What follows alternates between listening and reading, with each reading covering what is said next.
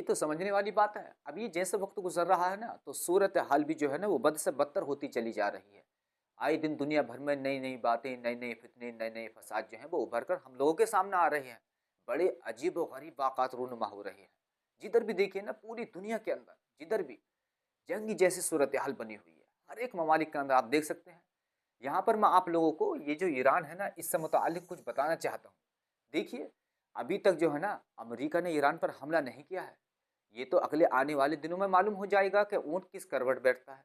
ये तो खुदा ही बेहतर जानता है। लेकिन इस्लामी कुतुब व अहादीस में इस जंग के जो हालात हमें पढ़ने को मिलते हैं, उनसे ये मालूम होता है और मौजूदा हालात को देखते हुए हमें ये महसूस हो रहा है कि अब ये जंग तीसरी आलमी जंग की जानिब जो है बड़ी तेज़ी से बढ़ रही है। अगर ये ना रुकी या इसे ना रोका गया तो शायद अगले चंद माह में इसका दायरा कार इतना वसी हो जाएगा, इतना बड़ा हो जाएगा कि दुनिया के तकरीबन तमाम काबिल ज़िक्र बड़े-बड़े जो मुल्क हैं ना, वो धीरे-धीरे इसमें जो है इस जंग में शामिल हो जाएँगे और बदतरीन किस्म के हालात जो है ना, वो इस पूरी दुनिया में बर्पा हो जाएँगे।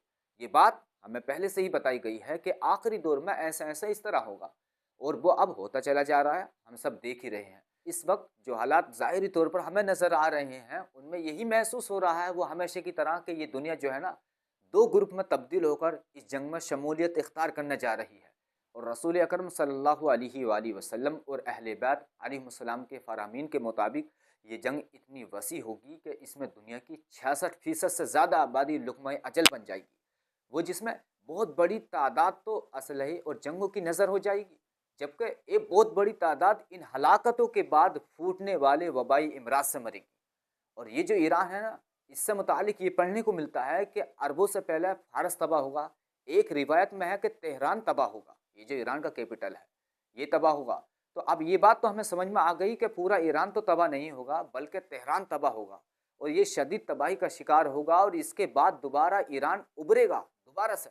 और ये ऐसा उभरेगा इस बार दोबारा से जो उभरेगा कि फिर इसके सामने दुनिया की कोई ताकत खड़ा होने की ज़रूरत नहीं करेगी। ये इस तरह होगा कि ये सब मिलकर जो ईरान पर हमला करने आएंगे ना, शदीद तरीन हमला करेंगे ये लोग ईरान पर। फिर उसके बाद ये वापस पलटेंगे और ये जो सीरिया है, लबनान है, ये जो पूरा इलाका पड़ता है ना, सीरिया, फ़लस्तीन, लबनान, उर्दन, तुर्की वगैरह, इस पूरे इलाके में जो है ना ये वापस जो है मुंतकिल हो जाएंगे। यानी सीरिया की तरफ जो है ना वो पलट जाएंगे। सीरिया, फ़लस्तीन, लबनान, तुर्की वगैरह, ये जो इराक है, इस तरफ जो है ना ये भी ताकतें ईरान पर हमला करना आएंगी। तो जब ये ऐसा हमें नज़र आ जाए तो समझ लो कि सुफियानी जो है वो या तो ज़ाहिर हो चुका है या हो रहा होगा। फिर उधर खुरासान की तरफ आप देखोगे कि किसी एक ऐसे शख्स के हाथ में जो है ना ताकत मुंतकिल हो रही होगी। उसको जो है ना ये जो खुरासान का लश्कर होगा, उसकी जो कमांड है वो उस शख्स को सौंपी जा रही होगी जिसको रिवायत में शुएब बिन साले कहा गया है, जिसकी शुजाअत व बहादुरी का कोई सानी नहीं होगा अपने वक्त में। अगर उसके सामने पहाड़ भी आ जाएगा तो वो पहाड़ को चीरता हुआ इधर से उधर निकल जाएगा, वो उसका लश्कर। रिवायत में जो है ना बहुत ही ज़्यादा शुएब बिन साले का जिक्र मिलता है। तो जब ये वाले मामलात हो रहे होंगे ना, तो उस तरफ यानी सीरिया की तरफ जो है ना, सीरिया की तरफ सुफियानी और खुरासान की तरफ शुएब बिन साले ये हलचल हो रही होगी। और ये वही वक्त होगा कि तुर्की के अंदर मामलात ख़राब हो चुके होंगे या हो रहे होंगे। एक रिवायत में है कि इमाम मेहदी अलैहिस्सलाम उस वक्त ज़ाहिर होंगे जबकि एक दूसरा सितारा तुलू करेगा और उस पर जो है ना सिया झंडे लहराते होंगे और तेहरान तबाह होगा। ये जो ईरान का कैपिटल है, तो इसकी तबाही का जिक्र हमें जो है ना रिवायत में मिलता है, ये होनी है। उसके बाद ही तमाम मामला जो आगे के बताए गए हैं वो होना शुरू हो जाएंगे और बगदाद ज़मीन में धस जाएगा।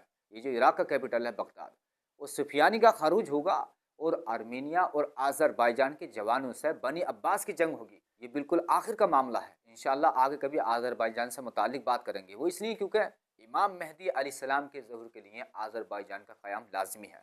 वो जब तक नहीं होगा तब तक आप अलैहिस्सलाम का ज़हूर नहीं होगा।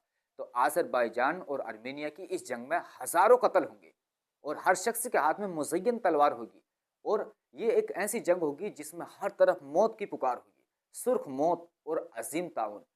इस रिवायत को पढ़कर मुझे बड़ी हैरानी होती है कि इस वक्त आज़रबाईजान के अंदर इस कदर असलहा ज़ायनिस्ट की तरफ से पहुंचाया जा रहा है। वीडियोस आ रही हैं, ये जिस तरह इस रिवायत में बताया गया है कि हर एक के हाथ में मुज़य्यन तलवार होगी, तो ये चीज़ वहाँ पर इस वक्त होने लगी है। हमारे पास वीडियोस मौजूद हैं और इस रिवायत में ये जो बयान किया गया है कि तेहरान तबाह हो जाएगा, तो फिर उसके बाद सुर्ख मौत और अजीम ताउन की इतला भी इस रिवायत में दी गई है। अब ज़रा समझिए कि सुर्ख मौत यानी असलहा और जंगों में बहने वाला खून और इंसानों की लाशों से पैदा होने वाले ताफून से वसी पैमाने पर बड़े पैमाने पर जो है ना वो वबाई मिराज फैलेंगी, क्योंकि ये रिवायत हमें 1300-1400 साल पहले बताई गई है। तो ये इसीलिए मॉडर्न बीमारियों का नाम बयान करने के बजाय उस वक्त के इंसानी जहन को मद्देनजर रखते हुए ताउन का जिक्र किया गया है। ताहम ये भी ऐन मुमकिन है कि ताउन ये किसी अजीब वबा की सूरत में फैले जिससे करोड़ों की तादाद में इंसानों की अमवात वाक़ हों। एक रिवायत में है जिसमें इमाम मोहम्मद बाकर अलैहिस्सलाम ने इरशाद फरमाया कि खुरासान खुरासान, सीस्तान सीस्तान, गोया वो हमें बशारत देते थे कि इन इलाकों से हमारी परेशानी दूर होने की उम्मीद है। अब ज़रा देखिए, ये खुरासान का लफ्ज़ किसी रिवायत में आते ही हमारे बिरादरान इससे मुराद वो खुरासान तसव्वुर करते हैं कि जिसमें अफ़गानिस्तान और रूस की कुछ रियासतें भी शामिल थीं। अब्दुल्ला इब्न सनान से रिवायत है कि इमाम जाफ़र सादिक अलैहिस्सलाम से सवाल किया गया कि बिलाद जबल कहाँ है, इसलिए कि हम तक रिवायत पहुँची है कि जब अमर हुकूमत आपकी तरफ वापस आएगा तो इस बिलाद जबल का भी कुछ हिस्सा ज़मीन में धस जाएगा।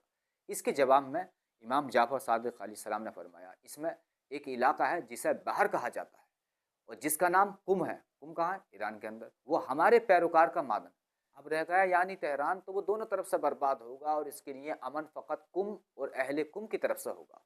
इमाम से पूछा गया कि इसके दोनों अतराफ से क्या मुराद है, तो आप अलैहिस्सलाम ने फरमाया कि एक बगदाद और दूसरा खुरासान है और इन दोनों की तलवारें री में मुज्तमा होंगी, तो अल्लाह इन पर अजाब में उजरत करेगा और हलाक करेगा। तो अहले री कुम में पनाह लेंगे और अहले कुम उन्हें पनाह देंगे, फिर अहले री वहाँ से उर्दुस्तान की तरफ जो है मुंतकिल हो जाएंगे। बहरहाल अब बात जहाँ तक समझ में आती है कि इमाम मेहदी अलैहिस्सलाम का ज़हूर तीसरी आलमी जंग और यहूदियों को निस्तो नाबूद करने में ईरानी अफवाज का जो है ना बहुत बड़ा किरदार हमारी किताबों में बयान किया गया है। इसलिए कि इमाम बाकर अलैहिस्सलाम ने बार बार कहा है कि खुरासान खुरासान, सीस्तान सीस्तान, ये फरमाया करते थे आप अलैहिस्सलाम।